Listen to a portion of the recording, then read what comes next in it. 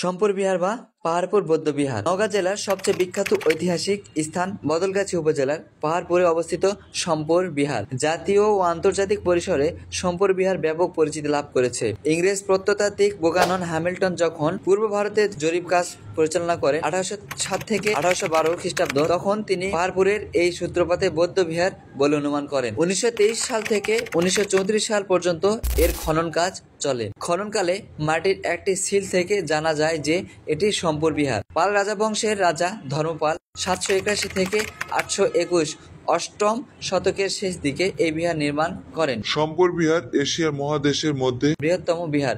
এর দৈর্ঘ্য পূর্ব পশ্চিমে 919 ফুট এবং উত্তর দক্ষিণে 922 ফুট। মূল ভবনের বৌদ্ধ ভিক্ষুকদের জন্য 177টি কক্ষ ছিল। 800 জন ভিক্ষুকের বাসোপযোগী ছিল।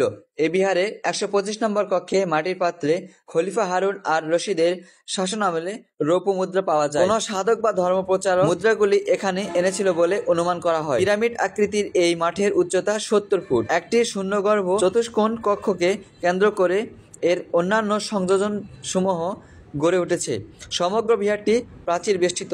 এর প্রবেশপথ এবং মূল ভবনের ওঠার সিঁড়ি ছিল উত্তর দিকে। সম্পর বিহারে বাস করতেন মহাপণ্ডিতাচার্য বোধিভদ্র। আচার্য অতীশ দীপস্কর কিছুকাল এই বিহারে বাস করেন। তার গুরু রত্নকার শামীম সম্পর বিহারের মহাস্তম্ভর ছিলেন। সম্পর বিহারে অবস্থান করতেন প্রাচীন চর্যাগীতিকার কান্নপা। তার গুরু জলন্দির পাল ওরফে হারি। পাহাড়পুর নওগাঁ জেলা এবং বদলগাছি থানার অধীনস্থ পাহাড়পুর গ্রামে অবস্থিত। বাংলাদেশের একটি গুরুত্বপূর্ণ প্রত্নস্থল। পাকা সড়কের মাধ্যমে গ্রামটির নিকটস্থ রেল স্টেশন জামালগঞ্জ, জেলা শহর নওগাঁ এবং জয়পুরহাট শহরের সংযোগে যোগাযোগ রক্ষিত হচ্ছে। এই প্রত্নস্থল উত্তরবঙ্গের প্রবনভূমিতে অবস্থিত। বিস্তীর্ণ একটানা সমভূমির মাঝে এক সুউচ্চ প্রাচীন মন্দির ধ্বংস অবশেষে স্বভাবতই একে আকর্ষণীয় করে তুলেছে। স্থানীয়ভাবে পাহাড়ের নামে পরিচিত লাভাকার এই ধ্বংস অবশেষের অবস্থান থেকে পাহাড়পুর নামে উৎপত্তি হয়েছে। পূর্ব ভারতে জরিপ কাজ পরিচালনাকালে 1807 থেকে 1812 সালের মধ্যে বুকানন হ্যামিল্টন সর্বপ্রথম প্রত্নস্থলটি পরিদর্শন করেন। পরবর্তীতে ওয়েস্টার্ন ম্যাকট পাহাড়পুর পরিভ্রমণে আসেন।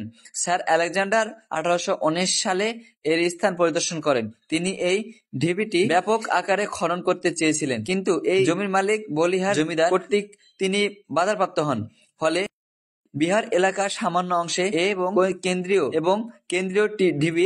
ঢিবির শীর্ষভাবে সীমিত আকারে খননের কাজ চালিয়ে তাকে সন্তুষ্ট করতে হয়। শেষোক্ত এলাকার তিনি চারপাশে উদ্যুক্ত অংশযুক্ত 22 ফুট বর্গাকার একটি ইমারত আবিষ্কার করেন। প্রত্নস্থলটি 1919 সালে পুরা আকৃতির আইনের আওতায় ভারতের প্রত্নতাত্ত্বিক জরিপ বিভাগ কর্তৃক 1919 সালে সংরক্ষিত পুরা আকৃতি হিসেবে ঘোষিত হয়। এই ছিল পাহাড়পুরের কিছু তথ্য।